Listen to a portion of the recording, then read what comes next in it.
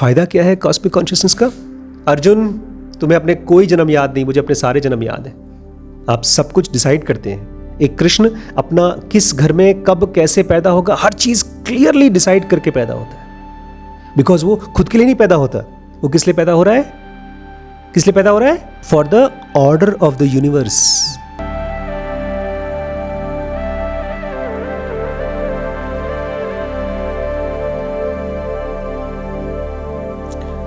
नमस्कार दोस्तों, स्वागत है आपका ज़ेन योगा चैलेंज में। आज हम लोग पढ़ने वाले हैं what is consciousness. What is consciousness? कुछ ओपिनियन आप लोगों का, आप लोगों के हिसाब से व्हाट इज़ कॉन्शियसनेस? शिरीष? ये एहसास कि मैं कौन हूँ। ये एहसास कि मैं कौन हूँ। गौरी? No answers. कल हमने ड्रिफ्ट का चैप्टर कंप्लीट किया था और उसके एंड में क्या टेक होम था, क्या चीज़ हमने सीखा था उस चैप्टर का? उसमें 3 वीडियोस बनाए हमने। ड्रिफ्ट किया पूरे टाइम, ढेर सारे अलग अलग इमोशंस ने हमको ड्रिफ्ट कराया। तो ड्रिफ्ट क्यों किया, किस लिए ड्रिफ्ट किया हम लोगों ने, क्या पर्पस था ड्रिफ्ट करने का? बिल्कुल सही कि एक टॉपिक से वो दूसरे टॉपिक पे जा रहा था जिसको एंजॉय कर रहा था, तो इसमें क्या बुरी बात है? राइट, वो अपने मेन सब्जेक्ट से हट जा रहा था। Very good. आज हम लोग उसी को समझने वाला चैप्टर पढ़ रहे हैं। ज़ेन योगा में आज के चैप्टर का नाम है drifts of the mind and what they convey. Drifts of the mind and what they convey. हमारे माइंड में थॉट्स चलते हैं, हम लोग थॉट्स शेयर करते हैं एक दूसरे से, लेकिन हमको पता नहीं है, हम में से ज़्यादातर लोगों को पता नहीं है, इतनी बातचीत करने के बावजूद, इतना पढ़ने के बावजूद हम ना खुद को समझते हैं अच्छे तरीके से और ना ही तो दूसरे को अपनी बात समझा पाते हैं। क्योंकि समझने वाला पार्ट हमारे दिमाग में बहुत थोड़ा है, बहुत कम है। हमारे ब्रेन में कल हमने ये पढ़ा था लास्ट में कि एक पार्ट माइंड का है जो ड्रिफ्ट करता है, ड्रिफ्ट करता है, ड्रिफ्ट करता है। बट किस्मत से, फॉर्चुनेटली, वो केवल एक पार्ट है। उसके अलावा और भी पार्ट्स हैं हमारे ब्रेन में, और भी पार्ट्स हैं। वो अभी पूरी तरह से विकसित नहीं हुए हैं, डेवलप नहीं हुए हैं। और उनका काम क्या है? उनका फंक्शन है कॉन्सेंट्रेशन, कि एक जगह पर केंद्रित हो सके। इंसाइट्स, वो कभी सोचा है, कभी सुना है इंसाइट के बारे में? क्या होता है इंसाइट? कभी कोई इंसाइट मिली है? बहुत कम लोगों को इंसाइट मिलती है और बहुत ही रेयर होते हैं। 200-300, 400, 500 साल में कोई एक ऐसा होता है जो अपने रियल सेल्फ के साथ आइडेंटिफाई कर पाता है। तो वो हमारे ड्रिफ्ट करने वाले माइंड का काम नहीं है, वो दूसरे पार्ट का काम है। लेकिन ये सब हमारे ब्रेन को करवाता कौन है? वो अलग अलग पार्ट्स ब्रेन को डेवलप कौन कराता है? वो है कॉन्शियसनेस। तो सबसे पहला पॉइंट जो आप सीखेंगे वो है दैट टेक्नोलॉजी। ज़ेन योगा कहती है इंसान ने जो सबसे एडवांस्ड चीज़ बनाई है, फिलहाल कार, रॉकेट्स, उन सबसे ज़्यादा इंटेलिजेंट माना जाता है कंप्यूटर। कंप्यूटर एक साथ मल्टीपल चीज़ें कर सकता है और उसमें भी अब हम लोग पढ़ रहे हैं कि आर्टिफिशियल इंटेलिजेंस नाम की चीज़ कोई इंसान ने बनाई है। लेकिन ज़ेन योगा कहती है जो भी चीज़ें इंसान का ब्रेन बनाता है उससे ज़्यादा इंटेलिजेंट वो टेक्नोलॉजी होगी जिसने इंसान के ब्रेन को बनाया है। हमारा फोकस यहाँ से उठा करके, जो भी हम आसपास देखते हैं वहाँ से उठा करके उस तरफ ले जा रहे हैं। जब टेक्नोलॉजी बोल रहे हैं तो हमारे दिमाग में मशीनें आती हैं, बिजली आता है, लेकिन अभी भी हमारे मन में ये नहीं आता होगा कि जब हम देख रहे हैं इस समय, जब आंखों से देख रहे हैं तो उसमें तो कोई बिजली का तार लगा है कि नहीं लगा है? कोई नहीं है। तो कैसे ये कैमरा काम कर रहा है? और जो भी चीज़ें हम देखते हैं उसमें से मेमोरीज होती हैं, ब्रेन में जाके स्टोर होती हैं। तो अंदर में हार्ड ड्राइव होगा और वो कैसे मेमोरीज में से निकालता है। वो कनेक्शन कहाँ है, वो यूएसबी ड्राइव कहाँ है, यहाँ से तार निकलकर ब्रेन तक पहुँचने वाला, और अपने आप ही चार्ज होता रहता है ये बॉडी और ब्रेन सिस्टम। इसका मतलब कि जो कुछ भी हमारी एडवांस्ड मशीनों में है वो सब इस ब्रेन के अंदर में, इस बॉडी के अंदर में है। लेकिन उसको भी ऐसा किया है जैसे कि तार, मतलब बिजली, चुंबक, और जिसको हम बोलते हैं ह्यूमन टिश्यू, ये सब आटे की तरह पीस दिया है एक दूसरे के अंदर में, और परफेक्टली काम कर रहा है हमारा बॉडी। तो जिस टेक्नोलॉजी ने ह्यूमन ब्रेन बनाया है वो टेक्नोलॉजी ऑब्वियसली ह्यूमन से वो ज़्यादा सुपीरियर है जो भी चीज़ें हमने बनाई हैं उससे। तो वो क्या है, वो टेक्नोलॉजी क्या है? उसी टेक्नोलॉजी को कहते हैं कॉन्शियसनेस। क्या कहते हैं? कॉन्शियसनेस।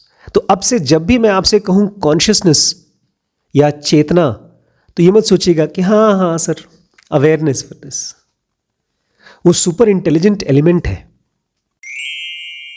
आज हमारे एक फ्रेंड यूएस से, न्यूयॉर्क से फ़ोन करके बता रहे थे कि मैं ड्रिफ्ट वॉचिंग करने की कोशिश करता हूँ, और उसके बाद आगे चल के हम लोग पढ़ेंगे कि करेक्टिव मेथड्स अप्लाई करना होता है। आपको पहले ड्रिफ्ट वॉचिंग करके उसको मैं डिटेल में बताऊंगा कैसे करते हैं आप। एक एक ड्रिफ्ट को देखना होता है, टैबुलेट करना होता है, अकाउंटिंग सिस्टम फॉलो करनी होती है कि कितने ज़्यादा ड्रिफ्ट किस चीज़ के हैं, सेक्स के ज़्यादा हैं कि जेलेसी के हैं कि ईगो के हैं। और उसके बाद उसको ठीक करने के लिए आपको करेक्टिव मेथड्स को यूज़ करना पड़ता है। लेकिन लेकिन लेकिन ये सारा ब्रेन के थॉट्स के, बॉडी के चेंजेस करने का माहिर कौन है? वो है कॉन्शियसनेस। इसलिए जिस आदमी के ब्रेन में या जिस आदमी की लाइफ में कॉन्शियसनेस सबसे इंपॉर्टेंट चीज़ नहीं है, उसको समझना, उसको बढ़ाना, उसको पढ़ना, जिसकी लाइफ में कॉन्शियसनेस सबसे हाईएस्ट एक्टिविटी नहीं है, वो आदमी कभी भी अपने दुखों से फ्री नहीं हो पाएगा। वो आदमी कभी भी इवन मटेरियल वर्ल्ड में खुश नहीं रह पाएगा, सक्सेसफुल नहीं हो पाएगा। इसलिए जिन लोगों ने भी कॉन्शियसनेस को पढ़ा और समझा, उन्होंने कॉमन मैन के लिए वोकैबुलरी नहीं डाल दी। कृष्ण ने जब अपने आप को जाना कि मैं आत्मन हूँ, मैं सोल हूँ, मैं ही कॉन्शियसनेस हूँ, तो कृष्ण जैसे लोगों ने ये बोल दिया सबसे इंपॉर्टेंट है। उन्होंने नई वोकैबुलरी डाल दी, भगवान, ईश्वर, कि आप सबसे इंपॉर्टेंट उसको माने। जो भी चीज़ आप चाहते हैं वो सब पॉसिबल हो पाएगा उस कॉन्शियसनेस से। लेकिन दिक्कत ये हो गई कि हम फोकस कॉन्शियसनेस पे नहीं करते, हम फोकस करते हैं अपनी रोज़मर्रा की सेंसुअल चीज़ों पे, जो हमको दिखती हैं, जो सुनाई देती हैं, जो हम खाते हैं। और फिर जब भगवान के पास भी जाते हैं तो यही भीख मांगने जाते हैं। ये तो ऐसे हो गया जैसे आप हवाई जहाज़ के पास जाएं और उसके बाद आप बोलें हवाई जहाज़ को, भैया हमारे बैलगाड़ी का बैल कहाँ जोड़ूं आपके पास? हवाई जहाज़ उड़ने के लिए है, लेकिन आपने देखा कि उसमें पहिए लगे हैं और हमारी बैलगाड़ी में भी पहिए लगे हैं, तो मैं अपने बैल को कहाँ बांधूं? मुझे इस गांव से वहाँ तक जाना है। और देख करके आप डर गए कि बाप रे, हवाई जहाज़ में कितने ढेर सारे बैल लगेंगे। तो जो कॉन्शियसनेस होती है, हमने पहले भी डिस्कस किया है, और जनों का इसी चीज़ का साइंस है कि आप be interested in consciousness both theoretically, मतलब जो हम लोग पढ़ रहे हैं थियरी है, एंड प्रैक्टिकली। अभी मैं एग्जांपल दूंगा किस तरह से आज जब हम मार्केट में गए तो जो भी हमारे माइंड में चला वो प्रैक्टिकल मूवमेंट ऑफ कॉन्शियसनेस था। और अगर उसको हमने कल डिस्कस किया था, अगर ड्रिफ्ट वॉचिंग की तरह देख लिया, छोड़ नहीं दिया, देख भी लिया, तो हमारा कॉन्शियसनेस इवॉल्व होना शुरू हो जाएगा। तो सबसे पहला क्वेश्चन आपके लिए, why we don't remember our first year after birth. एक बच्चे को उसके बचपन का फर्स्ट ईयर याद है आप लोगों को? और अगर नहीं याद है तो क्यों नहीं याद रहता? शीश को याद है, इलाहाबाद में एक तोते के साथ उसने खेला था।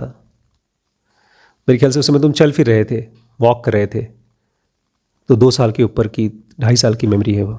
गौरी, आपकी सबसे पहली चीज़, मम्मी को देखा था जाते समय। वह बहुत कुछ भी याद नहीं है, ठीक है, छोड़िए, आपकी मेमोरी छोड़िए। क्यों नहीं याद रहता? बचपन का 1 साल 2 साल तक क्यों नहीं याद रहता? मतलब मेमोरी स्टोर नहीं है, सही से नहीं है। मैं इसलिए इस क्वेश्चन को पूछा हूँ बिकॉज जो मैं अभी बताने वाला हूँ, कॉन्शियसनेस 3 टाइप के होते हैं।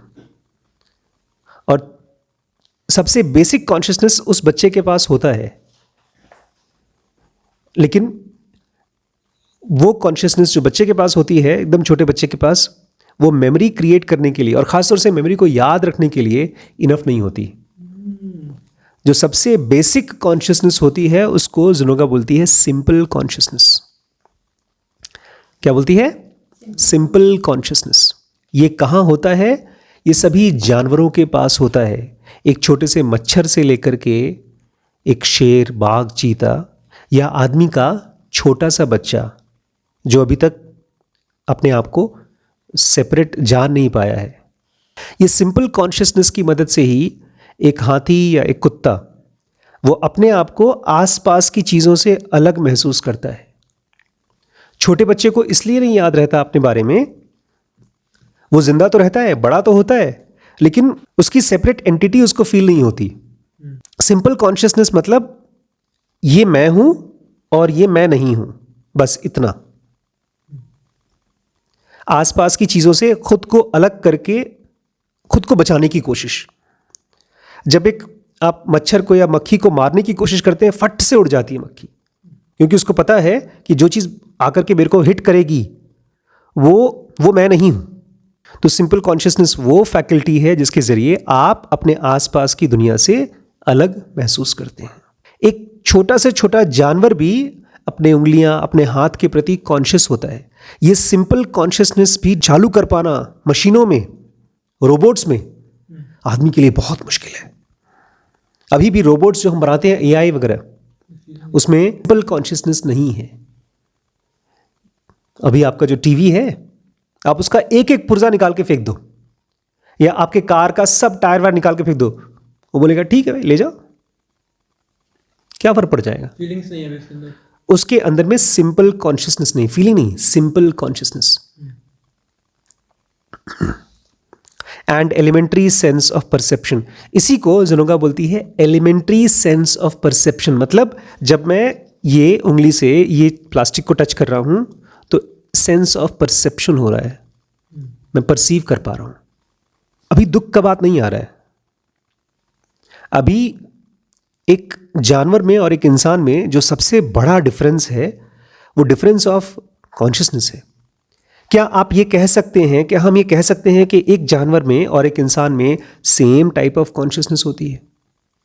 आपने कहा है एक छोटे से जानवर से अगर उसका बच्चा छीन लेंगे तो वो रोएगा, राइट? आदमी भी ऐसे रोता है। लेकिन दोनों के कॉन्शियसनेस में डिफरेंस क्या है, ये सवाल मैं चाहता हूं हम सोचें। 3 टाइप के कॉन्शियसनेस हैं। सबसे पहला कॉन्शियसनेस है सिंपल कॉन्शियसनेस। शायद कुत्ते के बच्चे को आप छीन लें तो कुत्ता रोएगा। अच्छा, मच्छर को जब मारते हैं तो क्या मच्छर रोता है? उसका माँ रोती है, उसका बाप रोता है? पता नहीं। जितने भी जानवर हैं उन सबके पास क्या है? सिंपल कॉन्शियसनेस, और उसी के जरिए वो अपनी हाथ पैर हिला पाते हैं, अपने आसपास की दुनिया से अपने आप को अलग महसूस कर पाते हैं। उसी की वजह से उनको भूख महसूस होती है। जब एक मच्छर आकर के आपको काटता है, वो भूख महसूस कर रहा है। वो आप सोचिए थोड़ा सा, नेचर में इसको एक सेंस करने की मशीन समझ लीजिए। थोड़ा सा देखिए, अगर एक अभी आप पढ़ेंगे इस चीज़ को, जब आप हमारे WBX की सीरीज़ पढ़ेंगे तो उसमें ये जो टच स्क्रीन आप यूज़ करते हैं, ये टच स्क्रीन को डेवलप करने में 5 साल 10 साल लग गए। शुरू का जो वर्जन था, मेरे पास एक फ़ोन था एकदम शुरू में, उस समय आईफोन बहुत महंगा था, ब्लैकबेरी चलता था। मैंने एक डुप्लीकेट आईफोन ले लिया, चाइनीज़ आईफोन कोई, एकदम शुरू में, और लेकर गया। उसमें ढेर सारे ऐप्स बने थे, मैं दिन भर ऐप्स को दबाता रहता था, और जब आप 50 बार टच करते थे उसमें एक बार खुलता था वो। टच स्क्रीन काम ही नहीं करता था। अब क्या टेक्नोलॉजी डाली गई है कि आपका एक टच को फील कर पाता है आपका स्क्रीन। देखिए, ये आपका टच स्क्रीन है, यहां टच करिए, टच स्क्रीन है ये।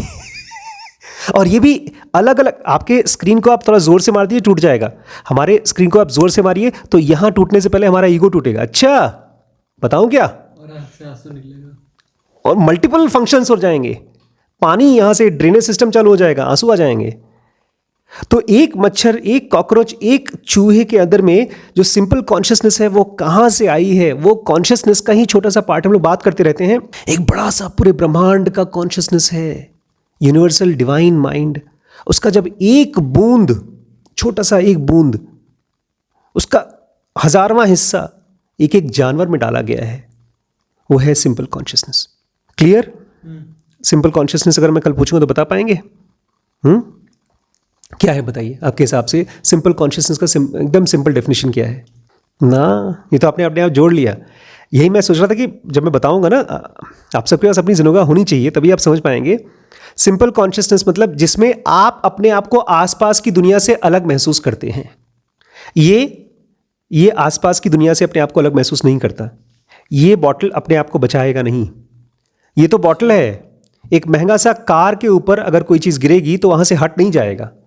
हाथी भागेगा कहीं जंगल में अगर आग लग गई तो, और वहीं पर ट्रक जो हाथी जैसा होता है वो वहीं बैठा रहेगा डपोर की तरह, क्योंकि उसको अपने आसपास की दुनिया से अलग महसूस नहीं कर रहा है। ये है सिंपल कॉन्शियसनेस। इसको कॉम्प्लिकेट मत करिएगा। डेफिनेशन बहुत सोच समझ के लिखे जाते हैं, बनाए जाते हैं। अब थोड़ा सा और कॉम्प्लेक्स कॉन्शियसनेस। सेकेंड लेवल का जो कॉन्शियसनेस होता है वो इंसानों के अंदर में होता है, बाकी किसी जीव जंतु में नहीं होता। किसी भी जीव जंतु में, चाहे कितना भी आदमी को जानवर से प्यार हो, उसके अंदर में सिंपल कॉन्शियसनेस ही होता है। आदमी में ये सिंपल कॉन्शियसनेस तो होता ही है जो जानवरों के पास होता है। इसके अलावा उसके अंदर में एक और चीज होती है, उसको बोलते हैं सेल्फ कॉन्शियसनेस। और ये केवल आदमी के ही पास होता है। इसीलिए जब अर्जुन को कृष्ण कहते हैं, अर्जुन ये सेल्फ तुम्हारा बॉडी सेल्फ नहीं है, कोई और चीज है तुम्हारा सेल्फ, और तुम अपने इस बॉडी में से इस सेल्फ को उठा करके कहीं और डाल सकते हो और बड़े लेवल पे। तो जो आदमी के पास है, हर एक छोटे से छोटे बच्चे को जब वो उसकी मेमोरी बनना शुरू होती है, एक मेमोरी की लाइन बनना शुरू होती है, स्ट्रीम बनना शुरू होती है, वो है सेल्फ कॉन्शियसनेस। तो इसकी मदद से, सेल्फ कॉन्शियसनेस की मदद से उसको अपने हाथ पैर, अपने बॉडी, अपनी उंगलियां, इसके प्रति तो कॉन्शियस है ही। ये तो सिंपल कॉन्शियसनेस से भी होता था। इसके अलावा कुछ और भी है। ये इंसान है जो अपने आप को आसपास से एक अलग एंटिटी की तरह देखता है। थोड़ा सा मुश्किल हो जाएगा समझना। एक जानवर अपने आप को ये जान जाता है कि मैं पेड़ नहीं हूं, मैं पत्थर नहीं हूं, मैं आग नहीं हूं, और अपने आप को बचाता है। लेकिन जानवर को या एक छोटे से बच्चे को ये एहसास नहीं होता कि वो एक एंटिटी है। मैंने सेकंड क्वेश्चन पूछा ही नहीं, यही मेरा सेकंड क्वेश्चन था, what is the difference between animal and humans. ये सेंटेंस अगर आप समझ लें, इसको याद रख पाएं, तो आप जिनोगा पढ़ा पाएंगे और खुद भी पढ़ पाएंगे। इंसान, उसके अंदर में सेल्फ कॉन्शियसनेस है, इसी की वजह से आदमी, उसके अंदर में सेल्फ कॉन्शियसनेस है, इसी की वजह से वो अपने मेंटल स्टेट्स को, अपने माइंड में जो चीजें चल रही हैं उसको as a object of consciousness महसूस करता है। अब थोड़ा समझिए, मेरे पास अगर सेल्फ कॉन्शियसनेस नहीं है, जैसे छोटे बच्चे को, एकदम छोटे बच्चे को आप 2-4 झापड़ मार के चले आइए, वो रो देगा दर्द के मारे, लेकिन वो आपके लिए याद नहीं रख पाएगा कि आएगा तो मैं बदला लूंगा। लेकिन जब वही बच्चा बड़ा हो जाता है और उसको आप जोर से घूर देते हैं, तो उसके ब्रेन में, उसके माइंड में वो एक्टिविटी एक मेमोरी की तरह स्टोर होती है। और खाली स्टोर नहीं होती, वो उसको रिप्ले करके चलाता है। मतलब उसके ब्रेन में वो चीज़ें चलती हैं, अच्छा ये आदमी आया था और इसने मुझे घूरा था। छोटे बच्चे फील कर पाते हैं कि कौन आदमी सेफ है कौन नहीं। मतलब भाई सिंपल सी बात है, मुझे बचपन में याद है पापा के फ्रेंड्स आया करते थे। मुझे आज तक याद है इफ्को में एक अंकल आए थे, दवे अंकल। दवे अंकल का नाम भी याद है। और क्यों याद है? क्योंकि उन्होंने मुझे पहली बार शर्ट ला के दिया था, एक शर्ट मेरे लिए। उसके पहले हम लोग खाली टी शर्ट्स पहनते थे। टी शर्ट्स पहनना आसान है, मम्मी उठा के ऊपर जला देती थी। और शर्ट कभी बनाए नहीं, क्योंकि शर्ट के बटन तोड़ देते थे हम लोग, और बटन बंद करना पड़ता था, वो सब बड़ा झंझट था। लेकिन हम लोग बड़े ललचाते रहते थे और पता भी नहीं था कि हमको लालच है उस चीज़ का। जब दवे अंकल पहली बार वो शर्ट लेकर आए तो मुझे याद नहीं है कब तक मैंने वही शर्ट पहना है। अगर वो शर्ट धुल चुका है तो वही शर्ट पहनूंगा मैं। और दवे अंकल मेरे लिए भगवान हो कुछ। दुनिया के सबसे अच्छे अंकल वही थे, क्योंकि वो एक्सपीरियंस मेरे दिमाग में था, वो एक्सपीरियंस मेरे दिमाग में था। उनको नहीं पता होगा, उनको लगा चलो छोटे बच्चे हैं शर्ट ला के दे देते हैं। इसलिए गिफ्ट का कल्चर बड़ी स्ट्रांग चीज़ है। आप किसी को छोटा सा गिफ्ट दे दें, तो जो भी चीज़ें हम किसी के साथ करते हैं, जब आप एक फिल्म देखते हैं बाहुबली, तो बाहुबली खाली टीवी स्क्रीन में चलने वाली एक फिल्म नहीं है, वो आपके माइंड के अंदर क्या है, ऑब्जेक्ट ऑफ कॉन्शियसनेस। आप इसको ऐसे समझिए कि जो भी चीजें आप देखते हैं, सुनते हैं, जिस इंसान का सेल्फ कॉन्शियसनेस है, उस इंसान के ब्रेन में 24 घंटे एक रिकॉर्डिंग मशीन चल रही है। और रिकॉर्डिंग मशीन में वो स्टोर कहाँ हो रही है, कॉन्शियसनेस में। उसके कॉन्शियसनेस का एक ऑब्जेक्ट है वो। आज मैंने गौरी को ताना मारा, और जैसे ही ताना मारा, वो ताना वहां तो खत्म हो गया, लेकिन उस गौरी के दिमाग में as a object of consciousness की तरह जुड़ गया। प्लस इसके ब्रेन के आर्टिफिशियल इंटेलिजेंस ने जोड़ दिया। बड़े पापा ने पिछले हफ्ते ऐसे करके 10 बार एक साल में मेरे को ताना मारा है। ये ताना मारते ही रहते हैं, और अब मैं इनको सबक सिखाऊंगी। कैसे सिखाऊंगी? आंखों से आंसू निकाल निकाल के। मैंने कहा नहीं कहा था। नहीं, मतलब मैं तो एग्जाम्पल दे रहा हूं। एक आदमी किसी से बदला लेना चाहता है, क्योंकि जो उस आदमी ने मेरे साथ किया है वो क्या हो गया है, मेरे माइंड का ऑब्जेक्ट ऑफ कॉन्शियसनेस बन गया है। और इसी ऑब्जेक्ट ऑफ कॉन्शियसनेस को सुबह से लेकर शाम तक और बचपन से लेकर बुढ़ापे तक जो कुछ भी हमारे साथ होता है, वो सब बनते जाता है ऑब्जेक्ट ऑफ कॉन्शियसनेस और स्टोर होते जाता है। इसी को हम बोलते हैं सेल्फ कॉन्शियसनेस। हम इसी को बोलते हैं सेल्फ। मैं कौन हूं? मैं डॉक्टर हूं। कैसे पता? क्योंकि 5 साल तक मैंने MBBS किया, उसके बाद 10 साल तक मरीजों के साथ काम किया, भाई उनको ठीक करने की कोशिश की। अभी हम आज ही पूछ रहे थे, बड़ी मम्मी से बोल रहे थे कि जो लोग भी मिलिट्री में होते हैं, वो रिटायर होने के बाद भी ब्रिगेडियर, कैप्टन, मेजर अपने आप को कहते रहते हैं, और उनकी एक अलग ही पहचान होती है, उनके दिमाग के अंदर में है। क्योंकि उनके दिमाग में क्या है, वो सब उनका एक्सपीरियंस ऑब्जेक्ट ऑफ कॉन्शियसनेस है। ये जानवरों में नहीं होता। ये जानवर के अंदर में अभी उस लेवल का ब्रेन के टिश्यूज नहीं बने हैं। देखिए, समझिए, अभी हम लोग ऑब्जेक्ट ऑफ कॉन्शियसनेस समझ रहे हैं। अभी इस टॉपिक को ड्रिफ्ट किया तो फिर ड्रिफ्ट हो जाएगा, आप ज़ेनोगा नहीं पढ़ा पाएंगे। आपको बहुत ध्यान से, क्योंकि मैं खाली ये नहीं बता रहा हूं कि सेल्फ कॉन्शियसनेस क्या होता है, मैं आपको ये भी बता रहा हूं कि सेल्फ कॉन्शियसनेस कैसे बनता है और आप अपने सेल्फ कॉन्शियसनेस को कैसे रीडिज़ाइन कर सकते हैं। अगर मेरे माइंड में कोई भी चीज़ एक ऑब्जेक्ट बनी, ऑब्जेक्ट समझते हैं, आपने फ्रिज में पानी रखा, एक ग्लास में रखा तो ग्लास का शेप ले लेगा, कटोरे में कटोरे का शेप लेगा। आपके ब्रेन में जो चीज़ ऑब्जेक्ट बन गई, वो चीज़ आपको बायस्ड कर देगी, वो चीज़ आपको कंडीशनड कर देगी। अगली बार आप उस इंसान से या उस घटना से दोबारा मीट नहीं कर पाएंगे। एक आदमी जब दूध से जल जाता है तो क्या करता है? छाछ भी फूक फूक के पीता है। दही या लस्सी जब पीता है करके फूक फूक के पीता है। वो मूर्ख है क्या? नहीं, उसके ब्रेन में वो वाला एक्सपीरियंस जो दूध से जलना था, वो क्या बन गया? Object of consciousness. एक आदमी ने स्टॉक मार्केट में अपना पैसा लॉस किया, उसके बाद भैया कभी भी नहीं जाएगा स्टॉक मार्केट में। मैं इसलिए कह रहा हूं बिकॉज अगर हमको किसी तरह से कोई तरीका मिल गया अपने ऑब्जेक्ट ऑफ कॉन्शियसनेस को सब्जेक्ट बना पाना, डिसॉल्व कर पाना, उसकी ऑब्जेक्टिविटी मतलब सॉलिडपन को डिसॉल्व कर पाना, तो हम अपने आप को नेक्स्ट लेवल ऑफ कॉन्शियसनेस पे पहुंचा सकते हैं। और पिछले 3 चैप्टर्स में, 3 वीडियोस में हम क्या कर रहे थे? Drift watching. वो यही था, हम अपने ऑब्जेक्ट ऑफ कॉन्शियसनेस के थ्रू गुजर रहे थे, ट्रैवल कर रहे थे। पता है सबसे बड़ी बदकिस्मती की क्या बात है? ये जो सेल्फ कॉन्शियसनेस की लाइफ है, या कहना चाहिए ड्रिफ्ट वॉचिंग की लाइफ, ये मेडिटेशन की लाइफ जो हम सीख रहे हैं और सिखाने की कोशिश कर रहे हैं, ये बहुत मुश्किल है और इसको 1% लोग भी नहीं करते। क्यों नहीं करते? बिकॉज ये हार्ड है। इसलिए लोग प्रेफर क्या करते हैं? वापस सिंपल कॉन्शियसनेस में जाके जीना चाहते हैं। कैसे? एक जानवर क्या करता है? कभी देखिए जानवर करता क्या है। अगर एक गाय या भैंस बैठा है, खा रहा है, कुछ चबा रहा है, घास खा रहा है, या ऐसे ही बैठा हुआ है, सांस ले रहा है, तो वो एक सिंपल कॉन्शियसनेस है। हम भी वही प्रेफर करते हैं, और कोई चीज़ अगर वो चीज़ हमें दिला दे, तो हम उसी के साथ टिक जाएंगे। अभी हम लोग बाहर से आए तो सबके पास अपना अपना एक नाद है। नाद जानते हैं? गाय जिसमें खाना खाती है, वो नाद का ब्रांडेड नाद है हमारे पास।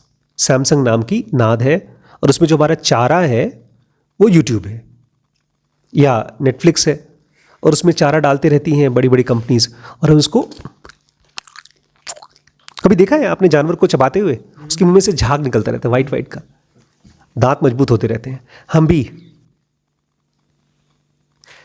और अगर नहीं देख पाते तो हम थोड़ा सा खा पी लेते हैं, क्योंकि ज़रा सा होश आ जाए ना तो देखने में दिक्कत होती है। इसलिए जाते हैं फटाफट फ्रिज खोलते हैं, देखते हैं क्या चीज़ है, फटाफट खा लें। अरे फ्रूट्स नहीं, कोई ऐसी चीज़ जो हैवी हो, जो पेट को और माइंड को दोनों को थोड़ा और बेहोश कर दे, क्योंकि सेल्फ कॉन्शियसनेस से जैसे गए बोर होना शुरू हो जाएंगे। वापस कहाँ आना पड़ेगा? सिंपल कॉन्शियसनेस पे। एनिमल से इंसान नहीं बनना है हमको, इतना जल्दी नहीं भगवान, अभी रुक जाओ, अभी कुछ दिन और छुट्टी मनाने दो। हम बंदर थे, बंदर ही रहना चाहते हैं भगवान, कहाँ एवोल्यूशन के चक्कर में हमको डाल दिया है ज़्यादातर लोग। और अगर इंडिया में नहीं कर पाते, जैसे हमारे एक फ्रेंड है, इस समय फॉरेन जाकर के सिंपल कॉन्शियसनेस में जी रहे हैं, ड्रिंक है दोस्तों के साथ पार्टी, और अगर बिना आवाज के नहीं कर पा रहे तो म्यूजिक ऑन करके सिंपल कॉन्शियसनेस, मतलब सेक्स, बूज, डांस। और बाकी लोग, जो लोग ये नहीं कर पाते, जिनके पास पैसे नहीं है, वो देखते रहते, ललचाते रहते हैं, अरे यार वो जानवर को देखो कितने मस्त तरीके से जानवर है, मैं भी वैसा जानवर नहीं बन पा रहा हूँ, मुझे खूब मेहनत करनी पड़ेगी तब जाके मैं वो जानवर बन पाऊंगा। हम भूल जाते हैं कि हमारे पास जानवरों से हायर कॉन्शियसनेस है। इसलिए अगर हम ये कहें कि हमारे आसपास के ज़्यादातर लोगों के पास कॉन्शियसनेस है ही नहीं, आदमी को आदमी कह ही नहीं सकते, तो ये गलत नहीं होगा। क्योंकि ज़्यादातर लोग, चाहे टीवी की वजह से, चाहे शराब की वजह से, या किसी और नशे की वजह से, अपने आप को सिंपल कॉन्शियसनेस में रख रखा है। People lack consciousness. लेकिन जो हाईएस्ट फॉर्म ऑफ कॉन्शियसनेस है वो, उसके बारे में क्या? नेक्स्ट क्वेश्चन है, what is the difference between gods like Krishna, Ramana and humans? इंसान और भगवानों के बीच में क्या डिफरेंस है? What is the difference between gods like Krishna, Raman and humans like you and me? Questions हमारे कॉन्शियसनेस को अंदर में ऑब्जेक्ट नहीं बन पाते, वो ऐसे सांप की तरह रेंगते रहते हैं, खोजते रहते हैं सवाल, कुछ तो मिल जाए। हाँ, कुछ मिल जाए, पकड़ नहीं पाता। अगर मैं कह दूं वो बहुत अच्छा आदमी है, तो खट करके वो ऑब्जेक्ट बन जाएगा। कौन है अच्छा आदमी, बताओ बताओ। आपके सामने 4 लोग बैठे हैं और चारों फटे फटे जीन्स पहने हैं, टी शर्ट पुरानी पहन रखी है, तो आपका माइंड बोलेगा हाँ चलो ठीक है, लपड़गंडू है। उसमें से पता चल जाए एक आदमी जकरबर्ग का बेटा है। कौन? अरे मार्क जकरबर्ग। कौन कौन कौन? वो उसकी वो जो ज़्यादा फटी हुई जीन्स है, वो 50,000 की जीन्स होगी, मैं बता रहा हूं। कैसे पता? क्योंकि वो ऑब्जेक्ट ऑफ कॉन्शियसनेस से निकल के आया है। तो क्वेश्चन ये है, एक भगवान में, मतलब एक कृष्ण में, रमण में और आम आदमी में क्या डिफरेंस है? बताइए बताइए। नहीं पता? No answers. वो लोग एक्सपेक्टेशन नहीं रखते, हम हर चीज़ में एक्सपेक्टेशन रखते हैं, और इस वजह से हम लोग हमेशा ड्रिफ्ट करते हैं। गुड पॉइंट कि भगवान एक्सपेक्टेशन नहीं रखते। तो एक्सपेक्टेशन क्यों नहीं रखते? उनके पास अलग हार्डवेयर है क्या? उनका एप्पल का ब्रेन है क्या? जैसे ही कृष्ण शुरू से ही किसको बता रहे थे, अर्जुन को यही शुरू से बता रहे थे कि फल की चिंता मत करो, अपने कर्म पे ध्यान दो, तो ये उनको शुरू से ही क्लियर है। तो बने कैसे वो लोग? कैसे भगवान बन गए? वो पैदाइशी भगवान थे। उन्होंने अपने कॉन्शियसनेस को सेल्फ कॉन्शियसनेस से कहां पर लेकर गए? Cosmic consciousness. ब्रह्म ज्ञानी बन गए। जिस कॉन्शियसनेस की हम बात करने वाले हैं, उसको ये जो 99% लोग जो बेचारे सेल्फ कॉन्शियसनेस से भी नीचे बैठ करके कहां पहुंच गए?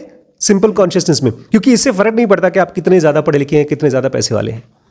आप अगर अपने कॉन्शियसनेस को बढ़ा नहीं पा रहे हैं, और आपकी लाइफ में इंपॉर्टेंट क्वेश्चन, जो हमने 6 क्वेश्चन लिए थे एकदम शुरू में, कि लाइफ क्या है, गॉड क्या है, और ये जो स्पिरिचुअल टीचर्स हैं वो क्या पढ़ाते हैं, मेडिटेशन क्या है, इस तरह के सवाल अगर आप नहीं पूछ रहे हैं, जो कि आपको पूछना चाहिए। हर एक कॉन्शियसनेस जब इवॉल्व होती है तो एक लेवल पर पहुंचती है और इस तरह के क्वेश्चंस उसके लिए रेलेवेंट होने चाहिए। जैसे बच्चों के लिए, छोटा बच्चा जब बड़ा होता है तो वो उसके कान में आवाज़ आती है, अरे वो बुआ और पापा लड़ाई कर रहे हैं, क्या बात है, क्यों लड़ाई हो रही है। पहले तो उसको ये रहता है कि लड़ाई हो रही है, उसको अजीब सा लगता है बचपन में, लेकिन उसके बाद उसकी क्यूरियोसिटी होती है कि हो क्या रहा है। माँ बाप चुप करा देते हैं, माँ बोलते चुप रहे तू बच्चा है, लेकिन उसके ब्रेन में सेल्फ कॉन्शियसनेस में क्यूरियोसिटी डेवलप होती है।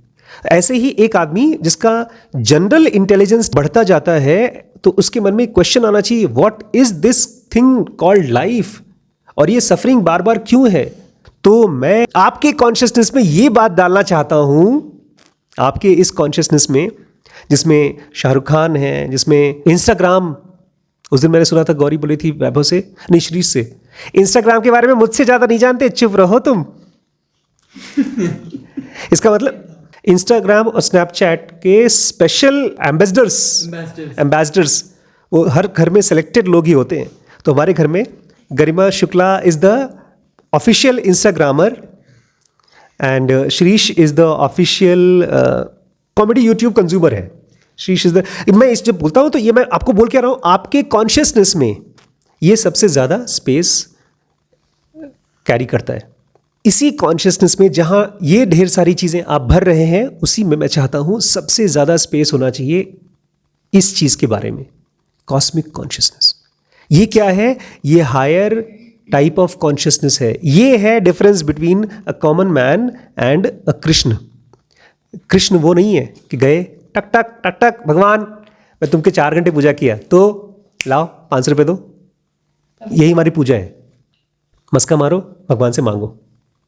नहीं, एक भगवान में और हमारे में डिफरेंस क्या है? उनके पास है कॉस्मिक कॉन्शियसनेस। ये क्या होता है? सबसे पहला डिफरेंस ये समझिए कि कितना बड़ा है, क्योंकि अगर आप अपने आप को कॉस्मिक कॉन्शियसनेस के लेवल तक पहुंचाने के बारे में सोच भी रहे हैं तो पहले जान लीजिए कि कितना बड़ा है। ये उतना ही दूर है, उतना ही बड़ा है जितना हमारे और एक मच्छर के कॉन्शियसनेस में डिफरेंस है। मच्छर के पास क्या है? Simple consciousness. एक मच्छर अगले 10,000 साल तक भी आदमी की तरह सोच नहीं पाएगा, क्योंकि उसके और हमारे बीच में डिफरेंस क्या है? Simple consciousness and self consciousness. इतना ही डिफरेंस है एक आदमी के कॉन्शियसनेस में और कॉस्मिक कॉन्शियसनेस में। इसीलिए हाँ, इसीलिए अगर देखा जाए तो हम भगवानों के सामने मच्छर ही हैं। लेकिन लेकिन लेकिन एक ट्रिक क्वेश्चन है इसमें, एक ट्रिक है, अभी मैं बताऊंगा। आप ये समझ सकते हैं कि कॉस्मिक कॉन्शियसनेस क्या है? एक बहुत हाई फॉर्म ऑफ कॉन्शियसनेस है। और कैसे अलग है हम में और भगवान में? क्या अलग है? भगवान लोग इसको प्रैक्टिस करते हैं, जो अभी हम नहीं प्रैक्टिस कर रहे हैं, नंबर 1। अभी तक भगवान लोग इसको समझ पाते हैं, हम नहीं समझ पाते, नंबर 2। और तीसरा, वो लोग इसको प्रोसेस करते हैं, हम नहीं प्रोसेस करते। 3 चीज़ें जिनको भी आप एनलाइटेंड बोलते हैं, रमण महर्षि या कृष्ण जैसे लोग, उनके पास कॉस्मिक कॉन्शियसनेस का प्रैक्टिस है, उनको ये चीज़ पूरी तरह से समझ में आ गया है। और तीसरा, वो इसको प्रोसेस करते हैं। और ये तीनों चीज़ें आप भी प्रैक्टिस कर सकते हैं, प्रोसेस कर सकते हैं और समझ सकते हैं। सबसे मेन कैरेक्टरिस्टिक क्या है कॉस्मिक कॉन्शियसनेस का? सबसे मेन कैरेक्टरिस्टिक कॉस्मिक कॉन्शियसनेस का, अगर धरती के पास अपना खुद का कॉन्शियसनेस है तो वो कॉस्मिक कॉन्शियसनेस है। अगर सूरज, कहते हैं ना, सूरज देवता आए थे कुंती के पास, तब जाके बच्चे पैदा हुए थे उनको, इनके पास अपनी कॉन्शियसनेस है। तो वो मेन चीज क्या है, उसका मेन कैरेक्टरिस्टिक इस कॉन्शियसनेस का। हमारे पास जो कॉन्शियसनेस है उससे हमको मालूम पड़ता है, बॉस मैं इस घर का बेटा हूं, मुझे भूख लगी है, मुझे खाना खाना है, अगर मेरी बेइज्जती करोगे तो मैं तुमसे बात नहीं करूंगा। इस टाइप की चीजें सेल्फ कॉन्शियसनेस है। लेकिन जो इंसान कॉस्मिक कॉन्शियसनेस में रहता है उसका मेन कैरेक्टरिस्टिक है there is something called as life. उसको हम देख नहीं पाते, वो हम सबके थ्रू गुजरती है। ये पूरे ब्रह्मांड में, धरती में लाइफ है, यूनिवर्स में लाइफ है, और इस पूरे यूनिवर्स में there is something called as order. क्या है ऑर्डर? ऑर्डर मतलब होता है नियति। आप सुबह उठते हैं और फिर अगले दिन सुबह तो आप उसको एक दिन बोलते हैं, फिर अगले दिन फिर से चालू हो जाता है। ये एक ऑर्डर है आपकी लाइफ का, एक नियम है, एक रूटीन है। तो ऐसे ही इस पूरे ब्रह्मांड का एक ऑर्डर है। सूरज के, पहले ये लोग नहीं मानते थे, पहले लोग मानते थे कि धरती के चारों तरफ सूरज घूमता है, पता है? लोग पहले ये मानते थे कि धरती के चारों तरफ पूरी दुनिया घूमती है, क्योंकि हम इंसान है भाई, हम ही सबसे इंपॉर्टेंट है। जैसे अभी हर बच्चा इस घर में क्या सोचता है, मैं सबसे इंपॉर्टेंट आदमी हूं तो मेरी बात क्यों नहीं मानी जा रही है कि नहीं? मेरा माँ बाप मुझे क्यों नहीं फोन दे रहा, एप्पल का लैपटॉप क्यों खुद यूज कर रहा है? ऐसा सोचता है ना, हर बच्चा ऐसा सोचता है। मुझे भी ऐसा लगता था बचपन में कि पापा के पास वो महंगा वाला घड़ी क्यों है, मेरे पास क्यों नहीं? ये तो बाद में समझ में आया क्योंकि वो कमा रहे बेटा, तुम नहीं कमा रहे हो। तो लेकिन सूरज के चारों तरफ धरती घूमती है तो एक ऑर्डर है। क्या है? एक ऑर्डर है। उस ऑर्डर को मेंटेन करने वाली जो फोर्सेस हैं, उसके पीछे का जो माइंड है वो है कॉस्मिक कॉन्शियसनेस। भूख लगती है तो खाना खाते हैं, पेट में दर्द होता है या फ्रेश होने का मन करता है तो जाके हम पॉटी करते हैं, नींद आती है तो सोते हैं। वो एक बॉडी सेल्फ कॉन्शियसनेस इस बॉडी के रूटीन को हमसे जिलवाती है। ऐसे इस ब्रह्मांड को जो चीज़ जिलवाती है, जिंदा रखती है, वो है कॉस्मिक कॉन्शियसनेस। तो जब आप कॉस्मिक कॉन्शियसनेस में पहुंचेंगे तो आप नॉर्मल आदमियों की प्रॉब्लम्स, आपकी प्रॉब्लम्स नहीं होंगी। आपकी प्रॉब्लम होगी यूनिवर्सल प्रॉब्लम्स, यूनिवर्स का ऑर्डर। उसमें आप पार्टिसिपेट करेंगे, उसमें आपको इम्पल्स मिलेगी। आपको ट्रैवल करना होगा इस फिजिकल वर्ल्ड से मॉलिक्यूलर वर्ल्ड में, और वहाँ पर एक काम करके वापस आना होगा। एक तरह से एडवांस्ड स्पीसीज, एलियंस हो जाएंगे आप। एक और बहुत बड़ा डिफरेंस है, उसको कवर कर लें, फिर आज का टॉपिक खत्म करेंगे। कॉस्मिक कॉन्शियसनेस काम कैसे करती है? फिलहाल जो हमारा सेल्फ कॉन्शियसनेस है वो कैसे काम करता है? Through laborious process of reasoning and deduction. देखो देखो देखो, ये है पानी। क्या है? पानी। ये गर्म है कि ठंडा? रुको, ठंडा कैसे है? रुको, मुझे टच करने दो। ठंडा है मेरे गाल से और मेरे हाथ से कम ठंडा है। इसका मतलब मेरा हाथ और मेरे गाल के बीच में टेम्परेचर में डिफरेंस है। अरे रुको रुको, जब मैंने इसको पकड़ा था तो मेरा हाथ इसको टच करने की वजह से ठंडा हो गया था, है कि नहीं? अरे भाई देखो, हाथ गर्म, बॉटल को टच किया तो ये ठंडा हो गया कि नहीं? मैं कहना चाहता हूं हमारा दिमाग एक लेबोरियस प्रोसेस से काम करता है, उसको बोलते हैं रीजनिंग। अच्छा, हर चीज का तो बुरा नहीं लगता। हम बोलते हैं सुनो बेटा, तुम लड़की हो, लड़की की तरह बिहेव करो। तुम पूछोगे मम्मी लड़की क्या होता है? देखो पड़ोस में बर्तन मांज रही, तुम भी बर्तन मांजो। फिर वो सोचती है अच्छा मम्मी तुम भी तो लड़की हो, तुम तो बर्तन नहीं मांज रही हो। ये बहुत हेल्प भी करता है। Correct correct. हम इसी लॉजिक को समझ समझ करके बिजली बनाते हैं, कंप्यूटर बनाते हैं, आग जलाते हैं, लेकिन ये बड़ा लेबोरियस प्रोसेस है। लेबोरियस क्यों है? क्योंकि आपको एक एक स्टेप 2 2 4 रुको 19 5 बड़ा मुश्किल काम है। रुको 9 5 45 का 5 9 वहां रखा। ये देखा, ये आपने जो किया है उसी को बोलते हैं लेबोरियस प्रोसेस ऑफ रीजनिंग। इसलिए जब सिस्टम 2 यूज करना पड़ता है, किताब खोलना पड़ता है, जनों का पढ़ना पड़ता है। इससे अच्छा है सिंपल कॉन्शियसनेस। वो चारा सैमसंग, बड़ी हंसी क्या किया उसको मजा आ गया। उस कुर्सी पर बैठ रहा था, कुर्सी हटा दिया, गिर गया, बहुत मजा आया। डांस कैसे डांस करता है वो? भोजपुरी गाने में ऐसे डांस करता है, बहुत मजा आया, बहुत मजा आया। ये मुश्किल है, सेल्फ कॉन्शियसनेस में रहना मुश्किल है। सबसे आसान है सिंपल कॉन्शियसनेस में जाना। और कॉस्मिक कॉन्शियसनेस भी बड़ी अच्छी चीज है। उसमें भी आपको लेबोरियस थिंकिंग नहीं चाहिए, रीजनिंग नहीं चाहिए। उसमें ये ब्रेन जैसे हम यूज करते हैं ऐसे यूज करते ही नहीं है। कॉस्मिक कॉन्शियसनेस कैसे जानती है कोई चीज? जान गई, जान गई। हमारे पास उसका थोड़ा सा पार्ट है, नमक। जीभ में जब नमकीन फील होता है, उसका एक पार्ट यहां पर ब्रेन में है। जैसे आपको जीभ में नमक फील हुआ, ब्रेन में उसकी मेमोरी से कनेक्ट करके बता दिया नमक। आपने लेबोरियस प्रोसेस नहीं किया। रुको रुको, टक टक टक टक टक टक टक, भैया फाइल खोलो। नमकीन, एक नमक है, एक मीठा है, एक खट्टा है, तीनों फाइल खोलो, तीनों को मैच करो। ये सब मेहनत नहीं करना पड़ा। नमक पता नहीं क्या है। तो एक तरफ सिंपल कॉन्शियसनेस है जिसमें चीजें तुरंत पता चलती हैं अवेयरनेस से। एक तरफ सेल्फ कॉन्शियसनेस जो सबसे मुश्किल काम है, जो अभी हम हैं। और एक तरफ कॉस्मिक कॉन्शियसनेस, वहाँ पर भी आपको सोचना नहीं है, सीधे अवेयरनेस के थ्रू मालूम पड़ता है। इसीलिए जब आप कोई मेडिटेशन की प्रैक्टिस करने की कोशिश करते हैं तो आप उसको कहाँ रहते हैं, कहाँ रहने की कोशिश करते हैं? अवेयरनेस में। अवेयरनेस में, क्योंकि जब आप मेमोरीज में रहेंगे ना, थॉट्स में गुड़ गुड़ गुड़ गुड़ गुड़ गुड़, तो आप अवेयर नहीं हो पाएंगे। इसलिए बहुत पता है क्या होता है, मैं आपको एक फैक्ट बता रहा हूँ। अभी परसों गौरी को मैंने सपना दिखाया था, एक बंदे को जिंदा किया था सपने में मैंने। गौरी आई, बोलती बड़े पापा आपके पास कोई मिस्टिकल पावर्स है। मैंने बताया चुपचाप रहो, किसी को बताओ मत। जब भी आप सपना देखते हैं, उसी सपने में बहुत बार फोरकास्ट हो जाता है। उसको बोलते हैं ऐसे सपने जो फ्यूचर में होने वाले हैं, लेकिन आप उसको पहचान नहीं पाएंगे क्योंकि हम सिंपल कॉन्शियसनेस में पड़े रहेंगे। क्योंकि आपने इतने थॉट्स में और इतने सिंपल कॉन्शियसनेस में हैं कि आप उसकी क्वालिटी को पहचान नहीं पाएंगे। ये आपके ब्रेन में ऐसा है कि 10 टुकड़े पड़े हैं शीशे के और उसी में एक हीरा पड़ा है, और आपने कभी हीरे को पहचाना ही नहीं है, मतलब आपने कभी देखा ही नहीं ध्यान से। जब तक एक्सपीरियंस करेंगे ही नहीं तो फिर उस टाइम वो एक्सपीरियंस आएगा ही नहीं। एग्जैक्टली इसको बोलते हैं प्रॉफिटिक ड्रीम्स। और जो आदमी फ्यूचर को देख पाता है उसको बोलते हैं प्रॉफिट्स, जिन्होंने जीसस क्राइस्ट को पैदा होने को बता दिया था कि होने वाला है ऐसा। नॉस्ट्राडामस एक बहुत बड़े प्रॉफिटिक प्रॉफिट थे। प्रॉफिट मतलब जो वो बताते हैं फ्यूचर, जो फ्यूचर बता सकते हैं। तो बताते कैसे हैं? उनके पास पार्ट ऑफ कॉस्मिक कॉन्शियसनेस का एक्सपीरियंस होता है। इसीलिए जितना टाइम मिले, चाहे कम से कम 5 मिनट का टाइम मिले, B with your awareness, because उसी में से आपका दरवाजा है कॉस्मिक कॉन्शियसनेस का।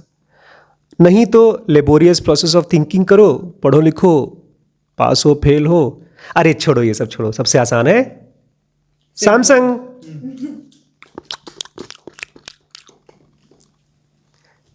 भैया ये ताना था, ये मजाक था। एक ही पर्पस है आपकी लाइफ का, to grow from simple consciousness to self consciousness. और सेल्फ कॉन्शियसनेस में किसी भी चीज को अपना ऑब्जेक्ट मत बनने दीजिए, खासतौर से हर्ट, बेइज्जती, बदले, क्योंकि अगर ये चीजें दिमाग में स्टोर कर गई तो अगला जन्म इसी से डिसाइड होगा। जो कचरा आपने ब्रेन में इकट्ठा कर रखा है वही आपका अगला जन्म डिसाइड कर देगा, कॉस्मिक कॉन्शियसनेस नहीं। फायदा क्या है कॉस्मिक कॉन्शियसनेस का? अर्जुन, तुम्हें अपने कोई जन्म याद नहीं, मुझे अपने सारे जन्म याद है। आप सब कुछ डिसाइड करते हैं। एक कृष्ण अपना किस घर में कब कैसे पैदा होगा, हर चीज क्लियरली डिसाइड करके पैदा होता है। बिकॉज वो खुद के लिए नहीं पैदा होता, वो किस लिए पैदा हो रहा है? किस लिए पैदा हो रहा है? For the order of the universe. जाओ, द्वापर युग में मैं पैदा होऊंगा और जो कचरा इकट्ठा हुआ होगा तुम लोगों ने किया होगा उसको साफ करूंगा, जाओ। तो there is an order of the universe जिसका पार्टिसिपेशन करने के लिए आपको ग्रो होना है। अगर वो नहीं होते हैं तो you are wasting your life.